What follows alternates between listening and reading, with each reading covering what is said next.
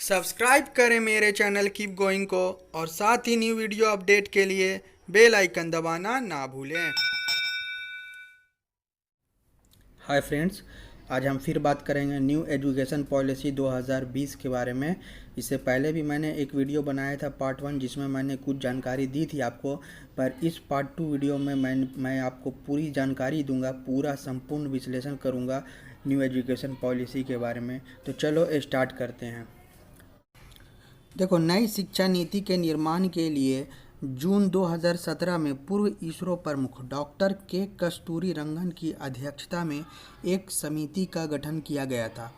देखो, इस समिति ने मई 2019 में राष्ट्रीय शिक्षा नीति का मसौदा प्रस्तुत किया था।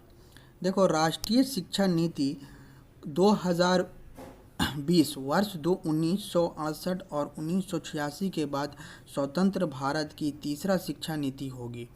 देखो, भारत की पहली शिक्षा नीति 1968 में आई इंदिरा गांधी की सरकार में, और दूसरा शिक्षा नीति 1986 में राजीव गांधी की सरकार में आई थी, जिसे 1992 में पीवी नरसिम्हा राव ने संशोधित किया था।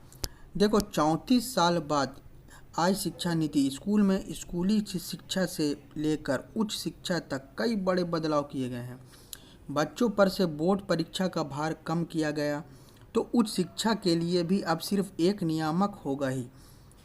देखो, पढ़ाई बीच में छूटने पर पहले पढ़ाई बेकार नहीं होती थी, ठीक है, ये सब जान रहे, पर अब 1 साल पढ़ाई पूरी होने पर आपको सर्टिफिकेट मिलेगा, 2 साल की पढ़ाई पूरी होने पर आपको डिप्लोमा का सर्टिफिकेट मिलेगा। ये शिक्षा और पूरी शिक्षा पर आप करेंगे तो आपको डिग्री मिलेगी, ठीक है। शिक्षा पर सरकारी खर्च 4.43% से बढ़ाकर जीडीपी का 6% तक करने का लक्ष्य कर दिया गया है। आइए मेन पॉइंट क्या क्या है ये समझते हैं। देखो, स्कूलों में 10+2 खत्म, अब शुरू होगा 5+3+3+4 फॉर्मेट। देखो, ये 5+3+3+4 फॉर्मेट क्या है, तो सबसे पहले बात करते हैं इस फॉर्मेट का प्लस ये 5 क्या है। तो देखो, अब स्कूल के पहले 5 साल में प्री प्राइमरी, स्कूल के 3 साल और कक्षा 1 और कक्षा 2 सहित फाउंडेशन स्टेज शामिल होंगे, ठीक है। ये जो 5 फॉर्मेट में है, ये 5 साल में पहले 3 साल प्री प्राइमरी स्कूल और कक्षा 1 और कक्षा 2 टोटल मिलाकर ये 5 साल इसमें शामिल होंगे।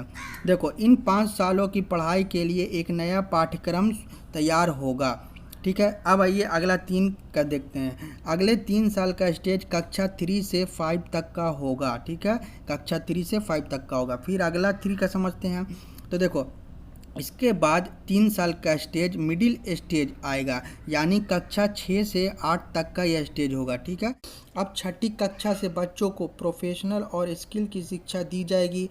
स्थानीय स्तर पर इंटर्नशिप भी कराई जाएगी ताकि बच्चों को अच्छे रोजगार के अवसर मिल सके। काफ़ी सही फैसला है।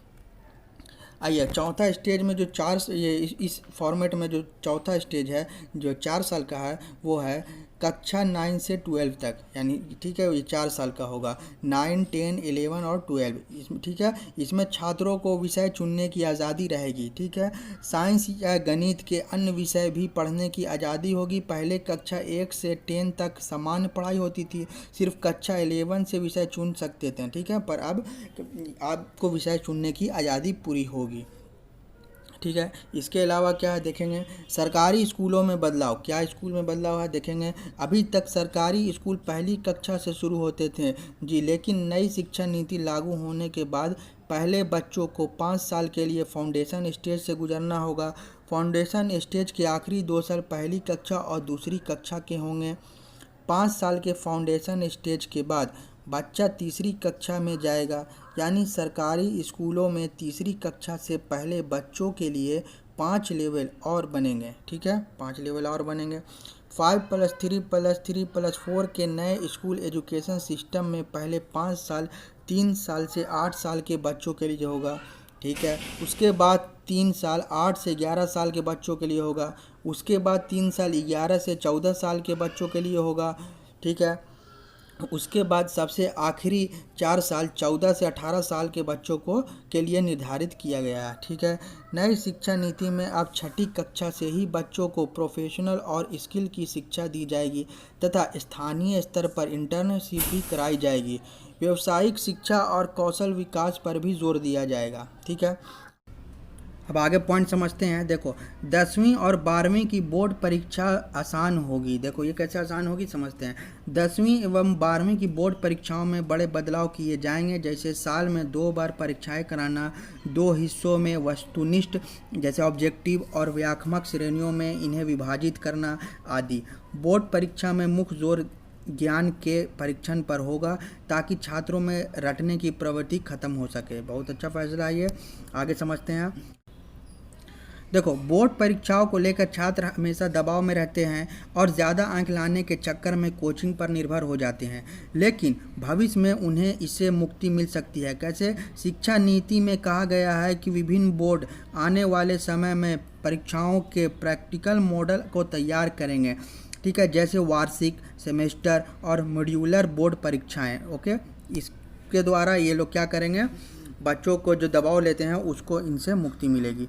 ठीक है, ये मॉडल तैयार होने से। आगे क्या है?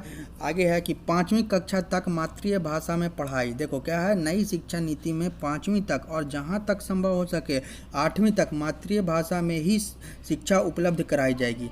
ठीक है, देखो अगला पॉइंट समझते हैं। स्कूलों में ऐसे होगा बच्चों का परफॉर्मेंस का आकलन। देखो स्कूलों में कैसे होगा बच्चों के परफॉर्मेंस का आकलन, आइए समझते हैं। देखो, बच्चों का रिपोर्ट कार्ड में बदलाव होगा और उनका 3 स्तर पर आकलन किया जाएगा। कैसे कैसे? एक समय छात्र करेंगे। देखो, एक जो है समय छात्र अपना आकलन खुद से करेंगे, दूसरा उनका सहपाठी करेगा, जो मित्र है वो उसका आकलन करेगा क्या है बच्चों का परफॉर्मेंस, क्या है उसके दोस्त का परफॉर्मेंस, और तीसरा उसका शिक्षक। ठीक है, तो 3 स्तर पर बच्चों का परफॉर्मेंस का आकलन किया जाएगा। ओके, देखिए अगला समझते हैं नेक्स्ट पॉइंट। ग्रेजुएशन में 3 से 4 साल की डिग्री, मल्टीपल एंट्री और एग्जिट सिस्टम। देखिए, नई नीति में मल्टीपल एंट्री और एग्जिट सिस्टम या व्यवस्था लागू किया जाएगा। ठीक है, आज व्यवस्था में अगर 4 साल की इंजीनियर पढ़ने या 6 सेमेस्टर पढ़ने के बाद किसी कारणवश आगे नहीं पढ़ पाते हैं तो कोई उपाय नहीं होता था, लेकिन मल्टीपल एंट्री और एग्जिट सिस्टम में 1 साल के बाद सर्टिफिकेट, 2 साल के बाद डिप्लोमा सर्टिफिकेट और 3 से 4 साल के बाद डिग्री मिल जाएगी। आइए समझते हैं कि यह छात्रों के हित में एक बहुत बड़ा फैसला है। सही बात है। आइए नेक्स्ट पॉइंट समझते हैं। नेक्स्ट पॉइंट क्या है? नई नीति में एमफिल खत्म। देखिए, अब एमफिल जो है नई शिक्षा नीति में खत्म हो गया। क्या है अब आगे? देश की शिक्षा नीति लागू होने के बाद छात्रों को एमफिल नहीं करना होगा। एमफिल का कोर्स नई शिक्षा नीति में निरस्त कर दिया गया है। ठीक है, नई शिक्षा नीति लागू होने के बाद अब छात्र ग्रेजुएशन, पोस्ट ग्रेजुएशन और उसके बाद सीधे पीएचडी कर पाएंगे। समझ गए? खत्म होंगे यूजीसी, एनसीटीई और एआईसीटीई, बनेगी एक रेगुलेटरी बॉडी। ठीक है, आगे देखते हैं नेक्स्ट पॉइंट। कॉलेजों को कॉमन एग्जाम का ऑफर। नई शिक्षा नीति के तहत उच्च शिक्षण संस्थानों में प्रवेश के लिए कॉमन एंट्रेंस एग्जाम का ऑफर दिया जाएगा। ये भी सही फैसला है। नेक्स्ट पॉइंट, स्कूलों में प्री प्राइमरी लेवल पर स्पेशल सिलेबस तैयार होगा। प्री प्राइमरी शिक्षक के लिए विशेष पाठ्यक्रम तैयार किया जाएगा। इसके तहत 3 से 6 साल तक की आयु के बच्चे आएंगे। स्कूली शिक्षा, उच्च शिक्षा के साथ कृषि शिक्षा, कानूनी शिक्षा, चिकित्सा शिक्षा और तकनीकी शिक्षा जैसी व्यावसायिक शिक्षा भी नई शिक्षा नीति के दायरे में होगा। आइए फिर देखते हैं। कला, संगीत, शिल्प, खेलन, योग, सामुदायिक सेवा जैसे सभी विषयों को भी पाठ्यक्रम में शामिल किया जाएगा। इन्हें सहायक पाठ्यक्रम नहीं कहा जाएगा। आइए नेक्स्ट पॉइंट समझते हैं। नेशनल रिसर्च फाउंडेशन की तैयारी। देखिए ये क्या है, ये समझते हैं। सभी तरह के वैज्ञानिक एवं सामाजिक अनुसंधानों को नेशनल रिसर्च फाउंडेशन बनाकर नियंत्रित किया जाएगा। ठीक है, उच्च शिक्षक संस्थानों को बहुविषयक संस्थानों में बदला जाएगा। 2030 तक हर जिले में या उसके आसपास एक उच्च शिक्षक संस्थान होगा। शिक्षा में तकनीक के इस्तेमाल पर जोर दिया जाएगा। इसमें ऑनलाइन शिक्षा का क्षेत्रीय भाषाओं में कंटेंट तैयार करना, वर्चुअल लैब, डिजिटल लाइब्रेरी, स्कूलों, शिक्षकों और छात्रों को डिजिटल संसाधनों से लैस कराने जैसी योजनाएं शामिल है।